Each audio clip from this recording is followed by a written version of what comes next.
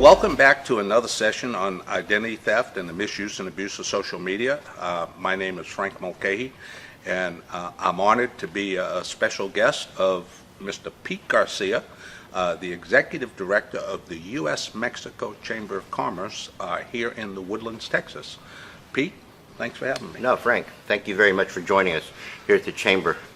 Frank, you know, I've asked you to come in to tell us a little bit more about things that are happening for the benefit of our members and of the Chamber of Commerce.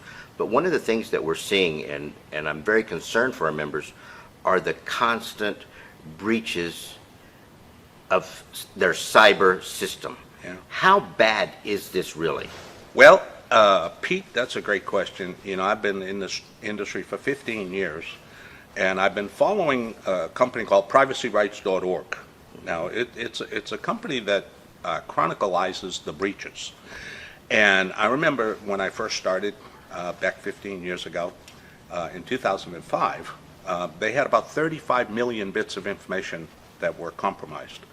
And right now, today, we're over 13 billion. It's only 15 years ago, 2005 to today. Right, and now it's 15 billion records. And here's the scary part. Those are the companies that were socially responsible and reported that they had a breach. I think there's probably a large segment that didn't report a breach.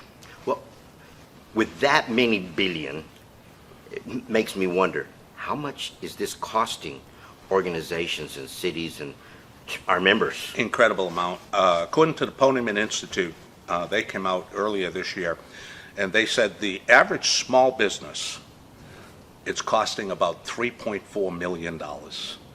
And a company with maybe 1,000 employees, it's almost $13 million per breach that is actually costing. That's not costing loss of customers, loss of shareholder value. That's just actual damages. And how does this happen? What happens behind the scenes that we don't know about? Again, the Poneman Institute, great research institute, and dependent others as well. The average is 68 to 72% of data breaches involve human error, frontline human error.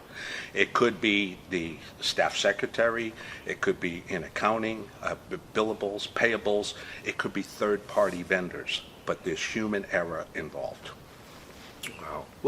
What steps, what can I do? What can I help our members do to protect themselves? I advise companies internationally to build a culture of security. I advise them to come in with identity theft awareness training. We do lunch and learn, staff development days, in-service days, webinars, Zoom, but the employees that handle the data are the first line of defense. Yet most companies, I find, spend an incredible amount of money on firewalls, hardware, software, and they miss the mark when it comes to that frontline employee that's handling the data. And so that's why we have it. So in a nutshell, build a culture of security. When can you come and talk to our members at the U.S.-Mexico Chamber of Commerce? You know, we have that on at the schedule with your secretary, and again, I know you want to reach out to all the chambers across the United States. And as a matter of fact, you and I will both be in Dubai talking over there as well. So yeah, it's a global problem, but we're going to get it. We're going to teach people to deter, detect, and defend. Well, thank you, Frank. I appreciate it, and we look forward to that. So thank you very much. Thank you.